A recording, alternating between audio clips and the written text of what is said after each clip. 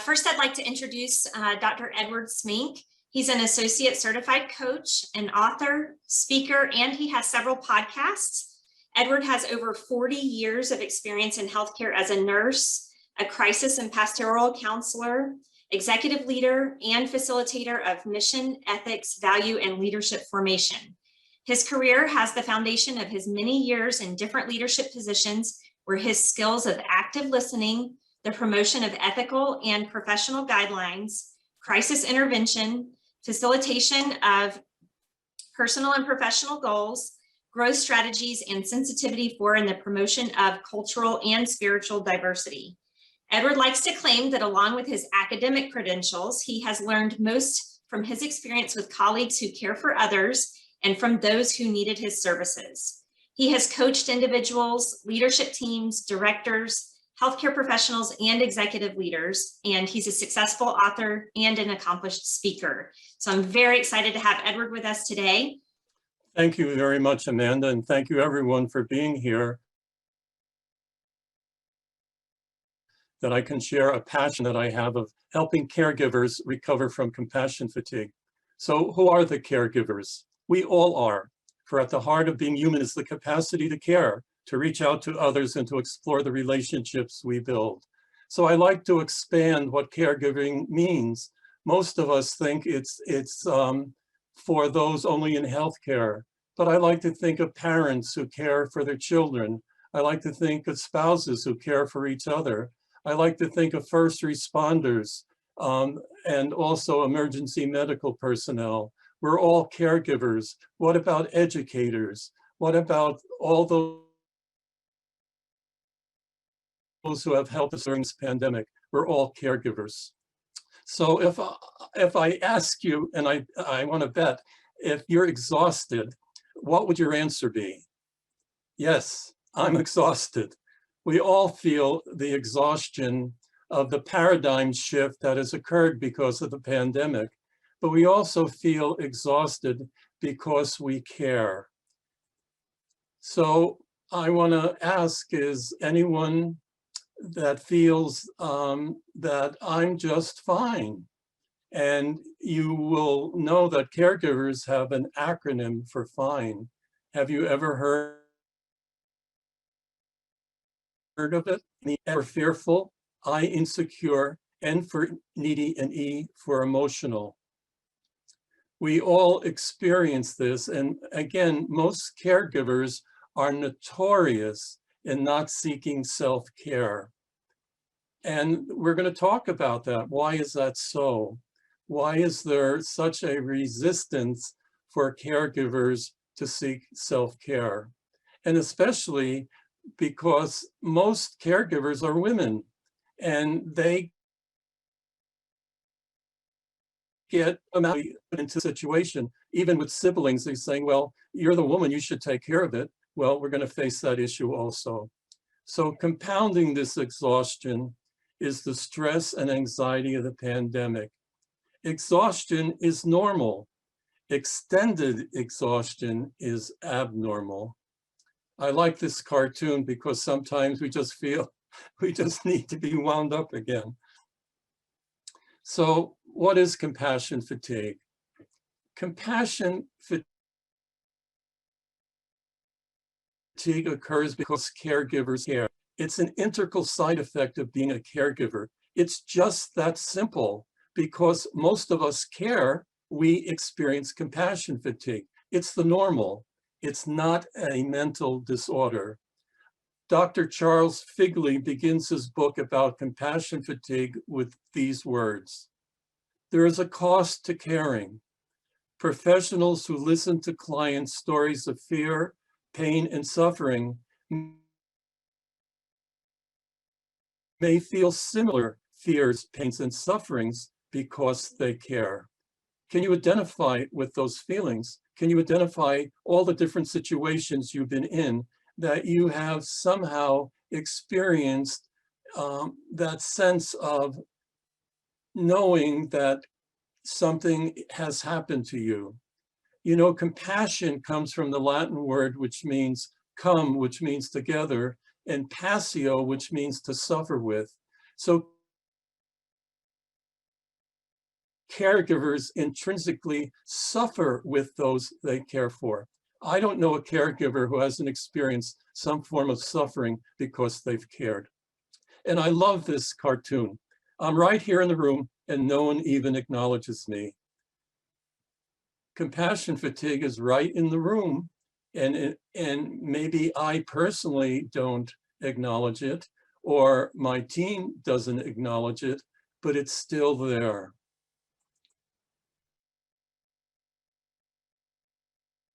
So what is compassion fatigue? It's a state of exhaustion related to the compassion overload. It's a normal component of caregiving. I want to say that again. It's a normal component of caregiving. It is not a mental illness. And most caregivers feel shamed if they acknowledge that they're experiencing some type of compassion fatigue, mainly because they feel it's a mental illness. So I like these particular quotes. If your compassion does not include yourself, it's incomplete. And love your neighbor as you love yourself. We're always reaching out to others. In my belief, it's the same skill in reaching out to others that we can use to develop skills of self-care. And Matthew talks about, so in everything, do to others what you would have them do to you, for this sums up the law and the prophets. And the wisdom of the prophet Muhammad, no one of you truly believes until you wish for others what you wish for yourself. Self-care is the antidote to compassion fatigue.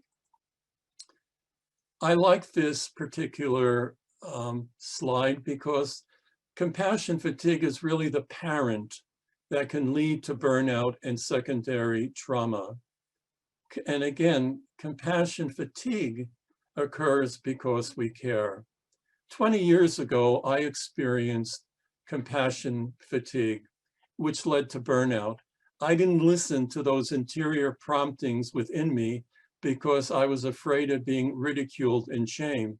And when I started mentioning them to the company I was working with, I was ridiculed and shamed. So compassion fatigue versus burnout. There's a lot of confusion today between compassion fatigue and burnout, and most people use burnout, but burnout is more than compassion fatigue. Compassion fatigue is highly variable in its onset and can develop in a rapid or more gradual manner. It's directly related to the nature of the work and overuse of compassion skills. I want to say that again. It's because of the overuse of compassion skills and a lack of self skills. And it's faster recovery time if recognized and managed early. Again, most of us experience compassion fatigue, but to what extent are we in? Burnout, however, is more stable in its onset. It's a cumulative, more gradual process marked by exhaustion and withdrawal. And the typical progression in stages: enthusiasm, stagnation, frustration, and apathy. What happens is the caregiver, with all his or her excitement and thrill of being a caregiver, becomes a caretaker. It's just a job, and I can't wait till it gets over. And many of us feel that. And it's associated with a stress, a workload, and institution, not the nature of the work. So it's more in regards to the institutional pressures and workload versus wanting to be a caregiver.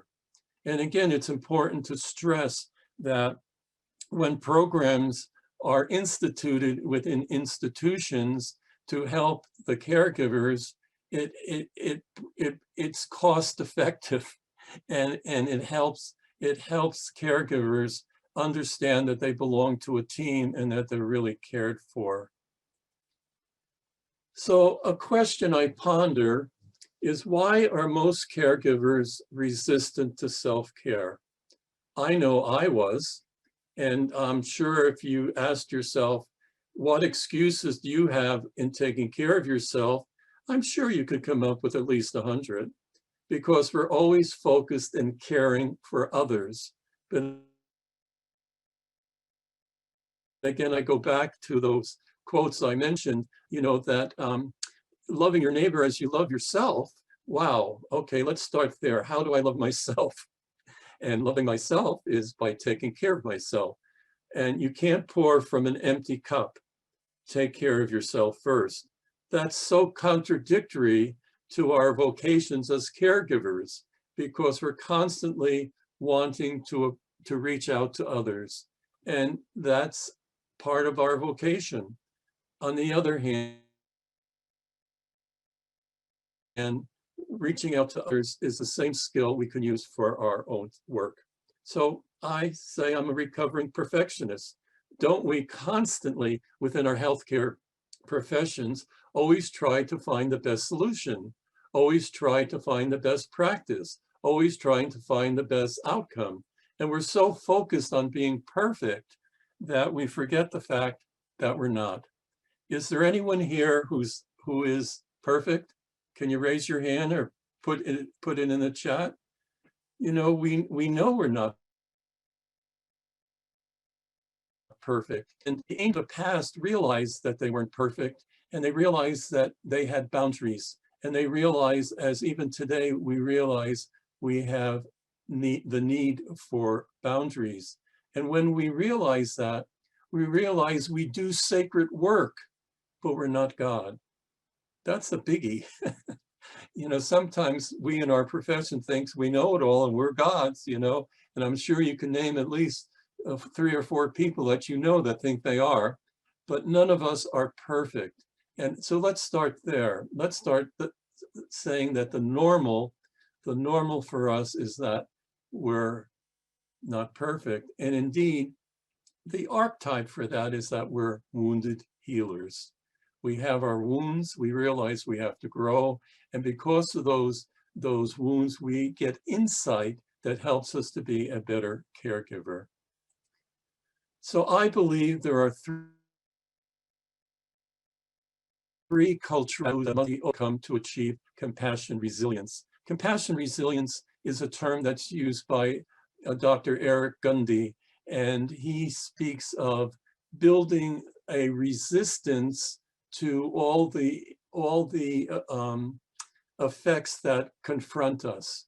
I remember once I was in a patient care conference, and what happened was this particular woman was so angry that her daughter had a cerebral stroke, and she came back into the rehab unit, and I went to visit her daughter, and she said, "Do you remember me?" Anyway, I said yes, and then she was very vitriolic about how the neurosurgeon wanted to wait until her treatment. And it was like pouring gas on a fire. And I remember leaving that situation and going up to a friend, a social worker, and she said, "Ed, what happened to you?" I said, "Don't say anything. I have to scrape all this murder off of me," because it wasn't about me. It was about this mother grieving for her handicapped daughter. So the first is, don't trust yourself or others. Does that sound familiar? Don't trust what you're really feeling, because it's dangerous. And don't trust others because you might be shamed. The second is, don't talk about your experiences. And what holds you back? Well, if you start talking about your experiences, you're going to get ridiculed and shamed. That's the predominant feeling today among caregivers. If they really talk about their experience, that something untoward will happen. And the third is, don't feel what you are experiencing. I think we all learned in our training not to be emotional. Well, guess what? Being human is to be emotional. And sometimes we feel like we're a ticking time bomb because we have to relate more and more, denying, stiff upper lip, don't show your emotions. That's a sign of weakness. Men are taught that big boys don't cry, and women are taught don't be too emotional. And guess what? They're both wrong. So talk, don't trust. Do you feel ready for another shoe to drop? That's what happens when you reach out and trust. Often, sometimes, you find yourself getting hit over the head. So the first experience is not trusting oneself. So can you allow yourself for a moment to think, do I really trust what I'm feeling? Do I really sense something is off-centered? Do I need to look at something? And most of us put it off. And admitting to oneself that you can't trust those interior stirrings of your soul, Michael Kearney refers to this as soul pain.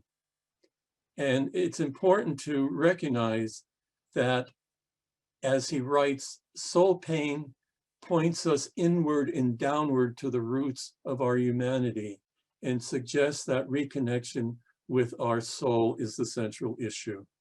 Again, I talk about soul because I believe that's the source where we can make these wonderful decisions that can free us. So what is the soul we feel? Why don't we trust ourselves? The second is not trusting our teammates, family, or friends. And it's moving from isolation to self-care. I know you don't want to be a burden to your teammates, friends, or family, but guess what? You already are by your isolation. When we find ourselves not able to share our emotions, we sort of isolate ourselves. We may feel that they, our family, friends, or teammate, can't handle what we experience. And guess what? Your assumptions are misleading. It is not about them, but about your lack of trust. You may feel you're not strong enough for the job, or you can't hack it as your other teammates. You can't meet their expectations. Think of all the expectations there are among first responders, among doctors, among nurses, among healthcare administrators, among parents, among educators. You always have to feel that you are almost perfect, or you're not accepted. The third, the second cultural taboo is you don't talk about your experiences. You have normal experiences to abnormal traumatic situations. Think of all the caregivers in the last year who spoke out. They broke the taboo. They spoke out on television. They spoke out among their peers. They spoke out and said, there's something going wrong, and we feel we're going crazy. So, when a first responder goes to an accident and the person is killed, that affects them. That's a normal experience to that abnormal traumatic situation. And you're not going crazy. Yet you feel you're letting your team down if you share your story. You don't want advice. I mean, most of us don't want advice, but what we want someone to listen to our story. We need to talk to someone whom we can trust. And talking to another is believing that they will listen. I love this slide that's used in the US State Department. And it talks about what does it mean to listen? I remember being class once, and the professor said, the first rule of listening is that you listen. The second rule of listening is that you listen. And then she started chuckling and said, guess what the third rule is? And she said, to listen. So to listen, one must use both ears. Isn't that interesting? Watch and maintain eye contact. Give undivided attention. How many times do we relate to different people when we find ourselves still on our emailing or texting, how do we stop that to listen, give undivided attention, and to be empathetic, to seek to understand before you seek to be understood. Think of the hospitality involved in that you create the space for the other to be welcomed and listened to be non-judgmental. We all have our biases and prejudices. To give the individual and yourself your undivided attention, and to use silence effectively. That's a biggie. Most of us do not like silence, because silence speaks to us and it invites us to listen to those interior promptings. So you see the colors here: to hear, to think, to be present, to see, to focus, and to feel. Those are the attitudes of a good listener. So the third is, don't share things. We've been a little hesitant to share what we're feeling with our teammates, with our direct reports, with our people, with our managers. Aren't we fearful that we will be reprimanded, that we're too emotional? Again, big boys don't cry and women are too emotional, both wrong. So the symptoms of compassion fatigue can be physical, emotional, and spiritual. Physical exhaustion can include somatic complaints, weight loss or weight gain, gastroenteritis, insomnia, aches and pains. And symptoms of emotional exhaustion can be instability, irritability, sarcasm, racing thoughts, fears and anxieties, isolation, withdrawal from interpersonal relationships, and even suicidal ideation. These are signs we can look for in ourselves, but also look for in our teammates. Can we take the risk of reaching out to them? Can we take the risk of trying to understand something that's really going on with them? It's another aspect of being a team member. And symptoms of spiritual exhaustion may include a loss of meaning and purpose, a loss of joy and happiness. Again, we become caretakers instead of caregivers, like robots having a sense of languishing. Languishing is that sense, and I think we all experienced it during the epidemic, where we, what was before, and what's going to be, we're not sure yet. And we're sort of in what Turner calls this liminal space. We're at this threshold where we're not sure. And sometimes we become lost, and we have a need to reach out to others. And so these are some examples, and again, it means to the extent that they are residing in you, that can lead to burnout. But it takes a keen sense of awareness that you allow yourself to entertain these notions that you can be able to deal with these. So I'm coming to the end here, and I think I'm just about time. Amanda, is that correct? Yes, sir, you're perfect on time. Self-care is often easier than we think. It's the antidote for compassion fatigue and building compassion resilience.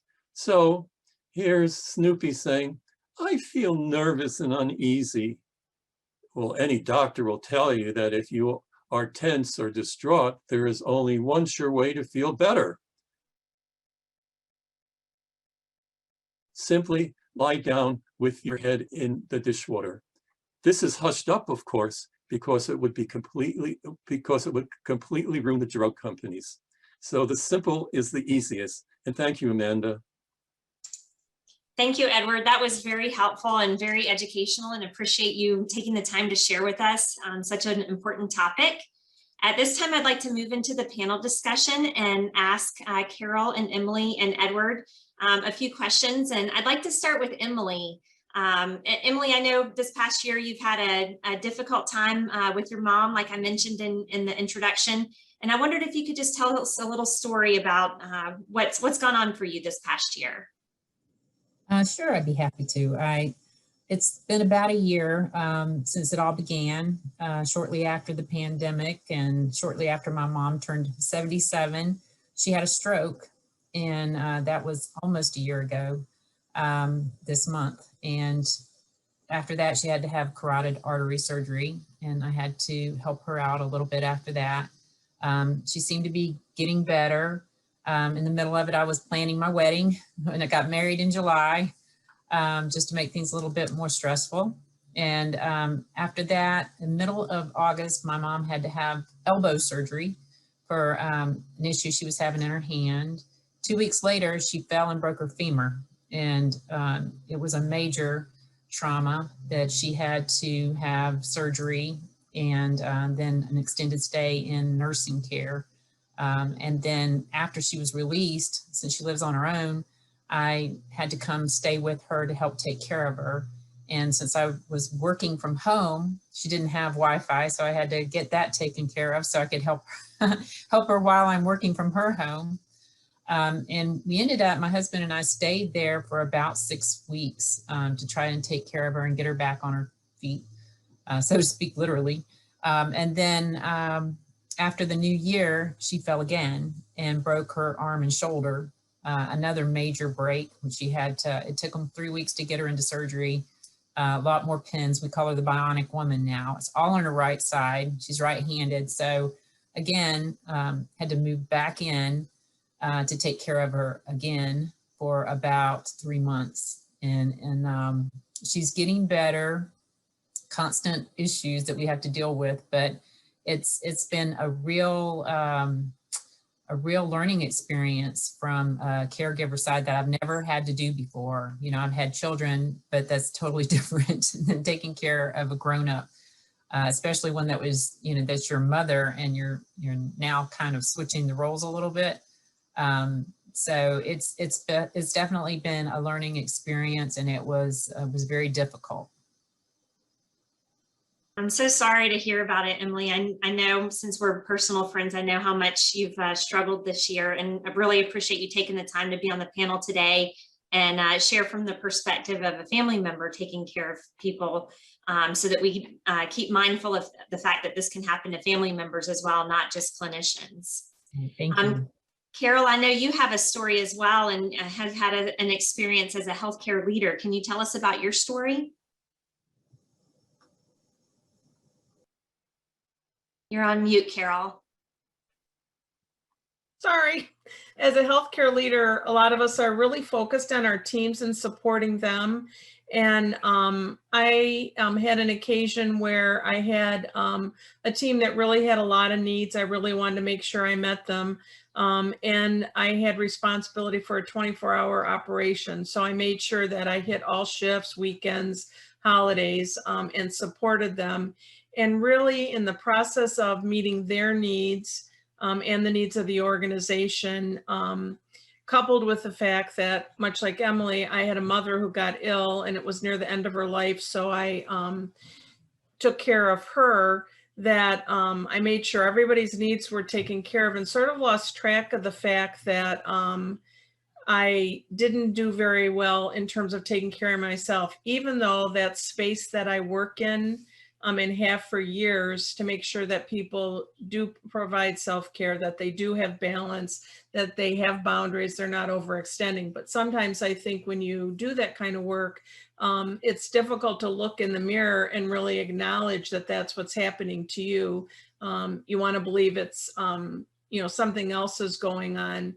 to the point where I actually went to see my physician thinking I must have a medical condition given how I was feeling. So I think, that's an important thing for leaders to remember, is that we need to take care of ourselves, so we can take care of others, but also the teams that work with us follow what we do more than they follow what we say. So I think, that's something to keep in mind. Carol, that's a great point. And you talked about even considering going to the doctor about the symptoms. What were some of those things that you were experiencing that made you know that you had compassion fatigue?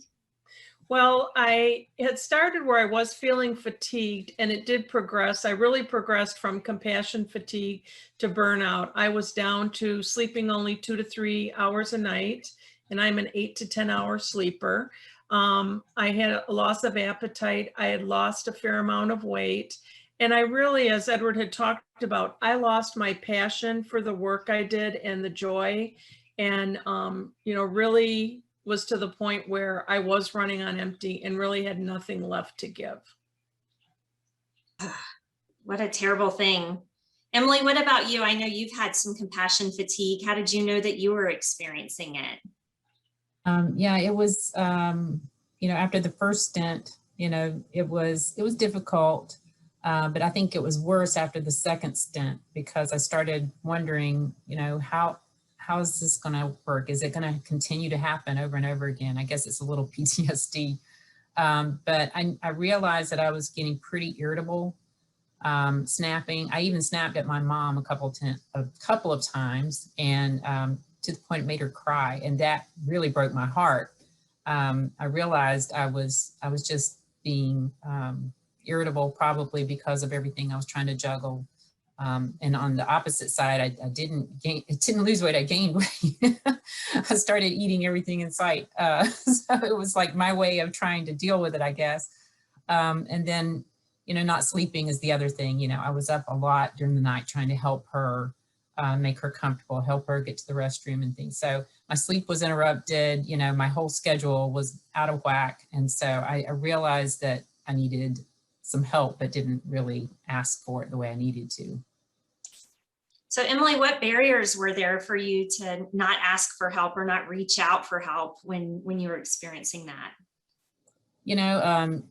As Edward said, I'm, the only daughter. I have 2 brothers. And so, with it being my mom, it kind of fell on me naturally, I guess. We all live in close proximity. But I felt an overall, I guess, more of a sense of responsibility because of being the daughter.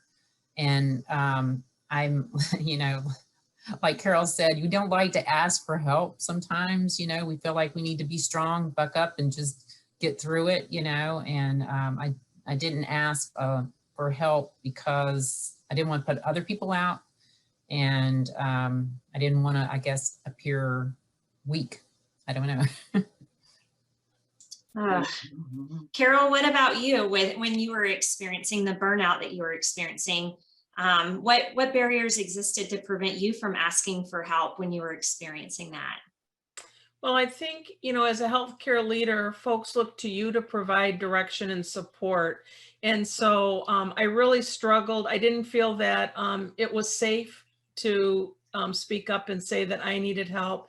And it was complicated by folks knowing everything I was juggling and, saying, wow, what a great job you're doing. What a great role model. I'm not sure I could do that. So it put more pressure on me, or I perceived it put more pressure on me to continue to try to hold it all together and not let people know that I needed help. Obviously not a good strategy. Right. So what would have been helpful just for all of us if we saw people that were struggling, or maybe someone who was going through things similar to you, what would have been helpful for other people to ask you during that time to be able to provide help to you or provide resources and give you some relief? Well, I think that if anyone in a private space would have, been genuine and asked the question, how are you juggling all this? Are you okay? Early in my leadership career, I worked with a high-performing team, and our agreement was that if any one of us noticed that someone was stressed or tired or just kind of not themselves, that we would actually go to them and tell them they needed to go home, so that we'd give them that space, to regroup. And I think, having agreements among groups that, especially for the last year and a half, which has really sort of brought this to light more, I think that would have been helpful, because quite frankly, no one asked, even after the loss of my mother, how I was doing. And so it reinforced that I, as Emily said, I just needed to pull my bootstraps up and, put my head down and sort of wade through it. Obviously, if it was anyone else, I would have supported them differently, but we think somehow we can go over and above what everyone around us we expect of them. So true. And Emily, what about you? What could your brothers or maybe some of your friends even asked to help, to get you to open up about what you were experiencing? Yeah, I think that I did, I think my brother, or at least my sister-in-law, recognized some of it and did offer to help some occasionally, which was great when they did. Not as often as I would have liked.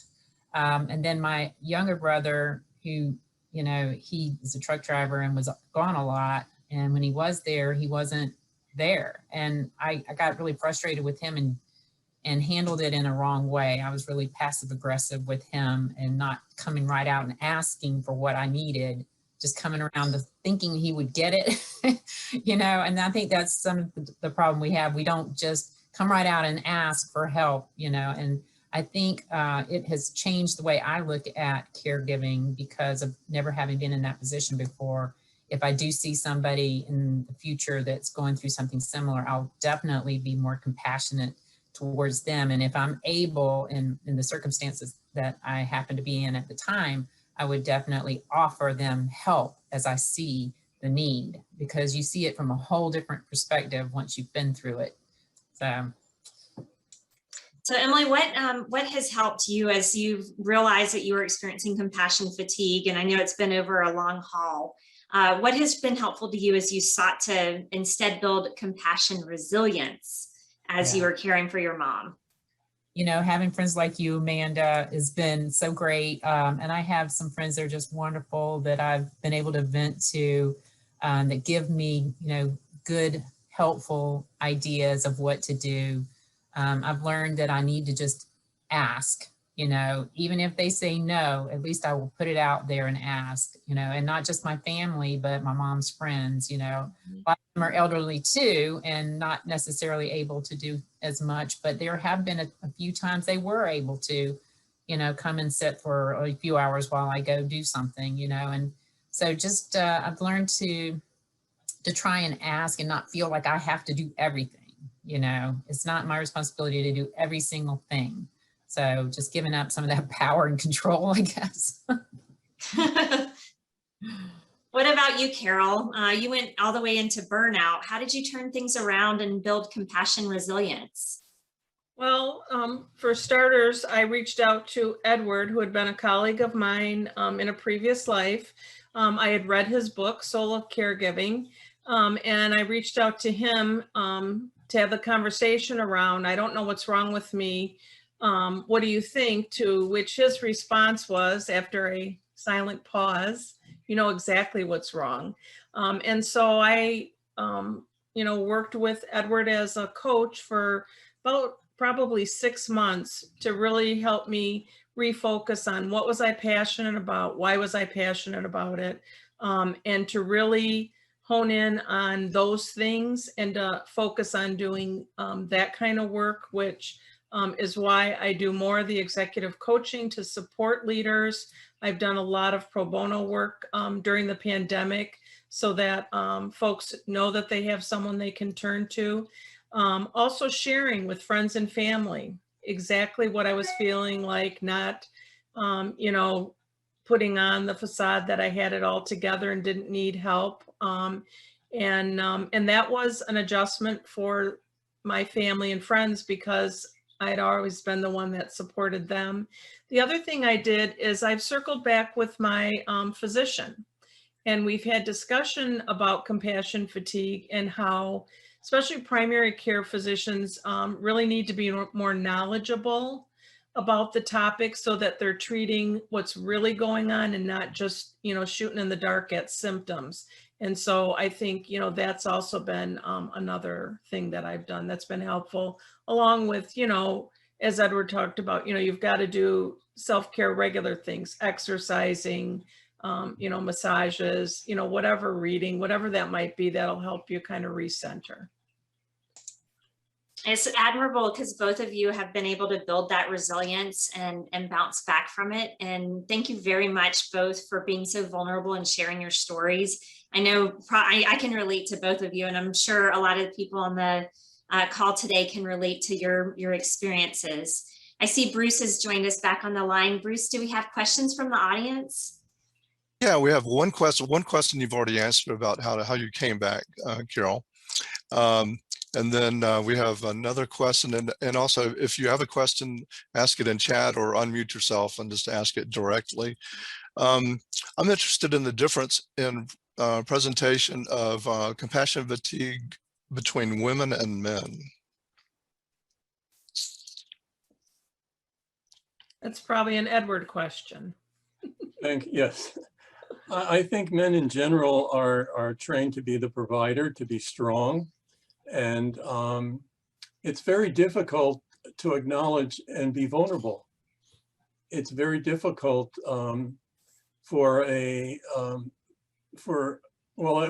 even within myself, it was difficult for me to acknowledge I needed help.